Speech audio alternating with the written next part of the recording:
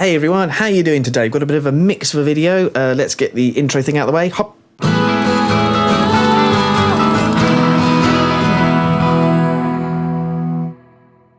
Okay, cool. So, three things I want to cover. First of all, let's do an update on the competition we're running at the moment, which is to win a pocket operator PO-20 arcade thing, which is a truly awesome little gadget, my bob. We'll do that, and then we'll look at the mixing and production process behind a chiptune indie song, because that was quite interesting to put together. Figured you guys might be of, you might find it interesting too. And then give a bit of an update about the channel. We've got a secret, awesome, super plan for putting out decent videos with awesome content and stuff. Not that we haven't been already, of course, but we've got a bit of a plan for getting organised, and the competition is a part of that, weirdly. So just going to touch on that a bit later. So hang around if you want to work out what's going on there. Right. First of all, competition, how's it going? I just had a look. It's Saturday at the moment. This video is out on Monday. Hello Monday, people. And the competition has 305 entries, which is awesome to say the least. Very grateful indeed for everyone who's entered, everyone who's shared with their friends. And I really hope that you exactly there, win the thing. Good luck. And yeah, tell some more people if you haven't, and then you get more chance of winning. Cool. Okay. Thanks, peeps. So now it's time to don the flippy flappies and take a look at this mix then. Move myself there. Woo! All right, so we use Pro Tools, and this is the Pro Tools session for what we called Chip Indie. The proper name, of course, is Why Can't We Be Like Them? The seminal lyric.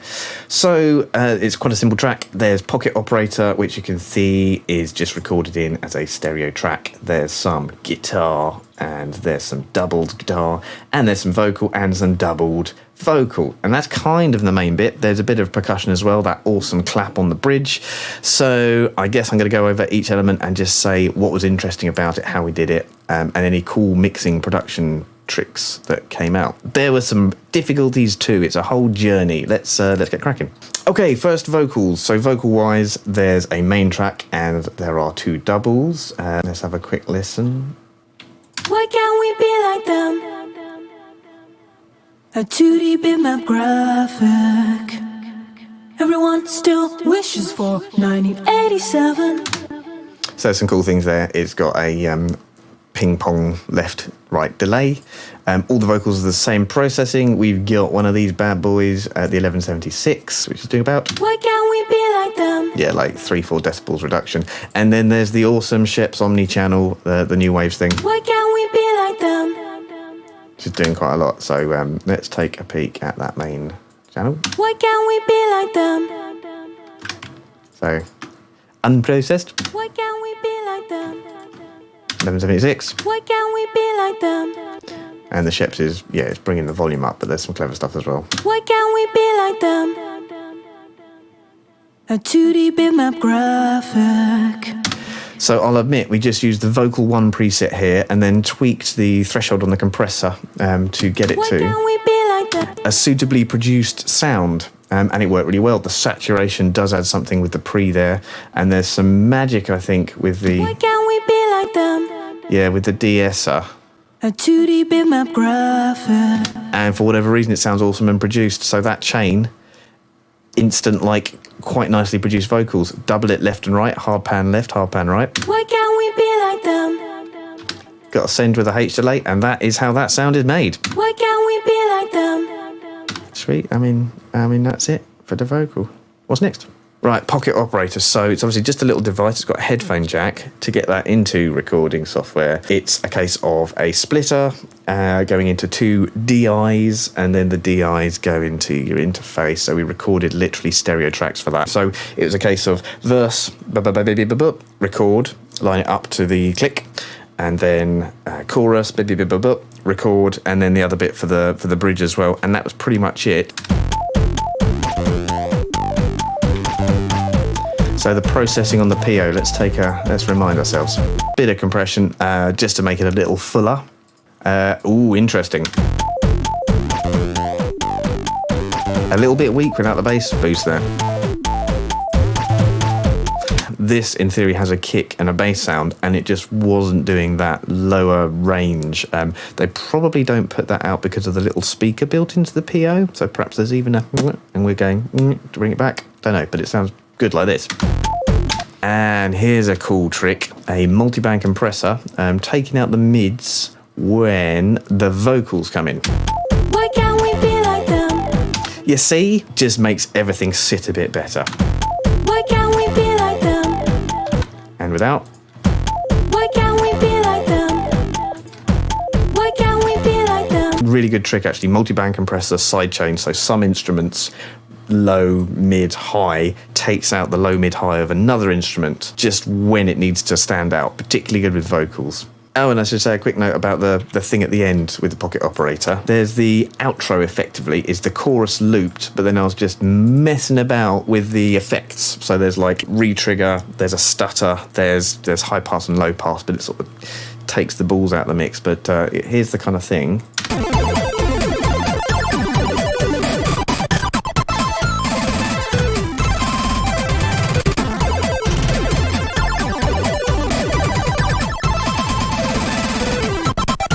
And it was a bit improvised, really. So, yeah, it's 3 takes, and I took the best one. Yeah, easy. But, yeah, nice way to actually improvise with a pre-programmed sequency synth thing. It's awesome, isn't it? Acoustic guitar. So this was troublesome to mix, and I think the reason was I could have done a better tracking job, recording, you know, recording the actual recording with a mic. Let's have a listen to the guitar.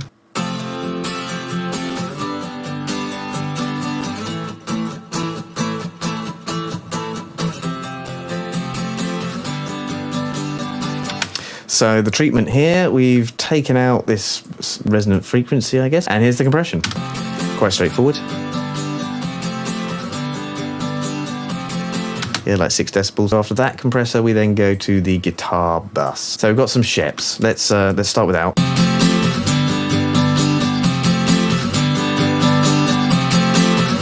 So sort of high mids coming in, oodles of compression again. So all that's just making it fuller. Decapitator, favourite distortion plugin.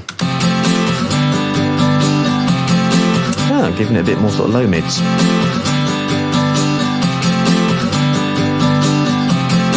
Yep, Mondo Mod, weird Waves plugin, landed in my Waves plugin list.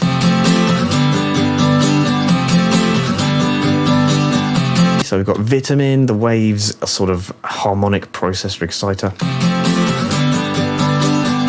That's doing some heavy lifting there. Lots of high frequency sort of harmonics added. That thing is really good. I'm glad I got that one. And then we've got taking out some of that bass. I don't know why that's so late on. It must have been a tone shaping thing.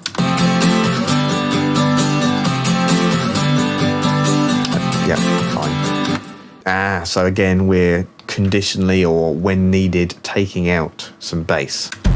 Why can't we be like them? So that's the pocket operator. When the pocket operator is doing some stuff in the bass, we take it out of the acoustic, and the rest of the time the acoustic can sound nice and full. Still wishes for 987.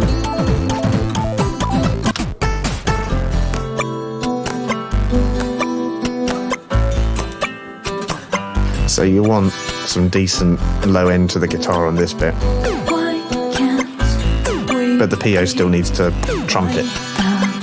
Multi-band compression, guys, do it. Okay. Ooh, next it's a trip back in time. Kat whipped out the old bass. Actually, we've got another bass song in the works as well. So Kat and I used to play in a prog metal type band called Hand. You can still find us online. Kat played bass, and she's got awesome 5-string and put together this awesome bass riff.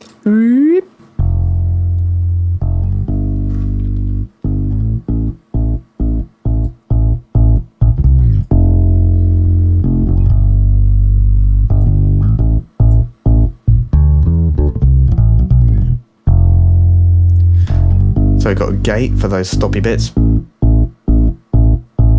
Dead easy. Ooh, guitar rig. My preferred guitar thingy of choice. So, should have done a compression. Love that more present sound with like, yeah, DI bass sort of patch. Ooh, look, more multi-band compression.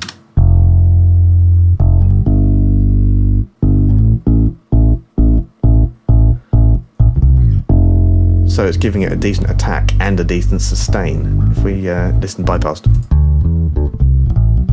Bit more hollow. Yeah, and doesn't it sit well? So sort of arrangement-wise, it comes in at the beginning here, our first chorus. Let's hear it come in.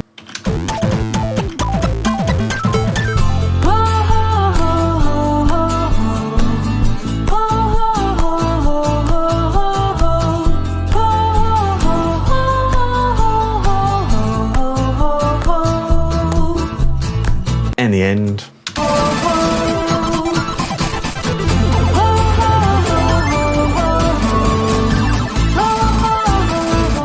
Here's without.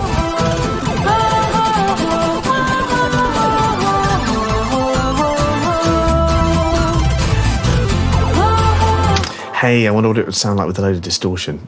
Let's do something dirty. Decapitator.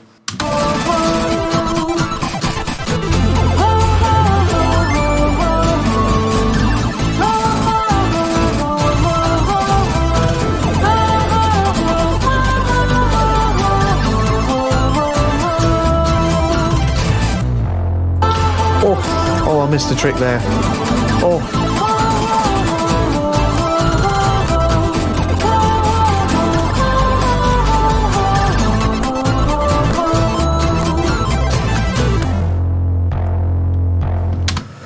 Well, you live and learn. Another favourite bit for me was the percussion Cat added. Simple things like a clap. Now, a clap sounds crap unless you at least double it, and the doubling here makes it sound clicky, decent, you know, sort of sense of rhythm, and it's got this sharpness to it, and it sounds sort of, our old drummer used to say, lapsadaisical. It sounds lapsadaisical. Stop hitting the mic, you fool.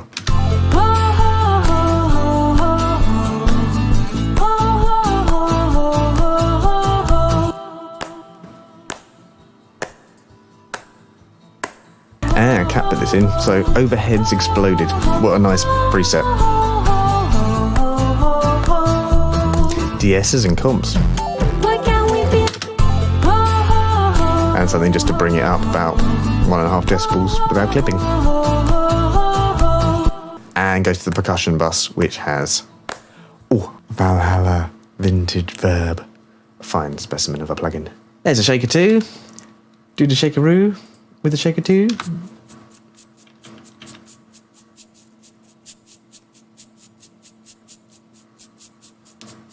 It's a shaker, yep. So that's about it with the mix then. It was a fun one. It was about 3 hours of messing around with that acoustic mix.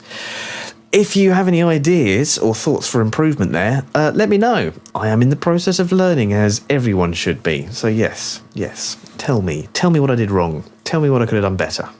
Anyway, boop. How about that little channel update? So I guess over the past couple of weeks prior to the competition video, we did a couple of videos. We did Some Days and that Chiptune one, and they both came together pretty quick, but we really liked how they turned out and really liked the idea of putting out more music videos. That is, of course, the point of being musicians primarily. Now, we do studio stuff, bits like this, vlogs, tips and interesting, cool music thing videos, stuff like that. But they should be the result of doing music. So we want to do more music. So we had a little plan, and the competition is a part of that. The competition is a 3-week thing to say thanks, to have another opportunity to find more people. But also, we do some videos relating to the competition, which in truth aren't taking too long to put together, but in the meantime we've been getting organised and we've been putting together a system and working on new songs with cool ideas that we're putting together, recording, producing all the time, every day, doing it in our spare time. And then we'll be working to get a video out, a decent creative video every week if we can, or something close to that. That's what we're going to try. So these 3 weeks we've been loading up the pipeline and doing all kinds of cool writing stuff, recording, production, in preparation for after the live stream. Anyway, so there's a live stream next Monday. You should join that and see what we're going on about, and of course be announcing the winner of the competition. So I've said it all. Cool. Okay, so yeah, I guess that's it. Thanks very much for watching this video. Thanks for entering the competition. Hope you find this kind of thing interesting still, and I will see you next time.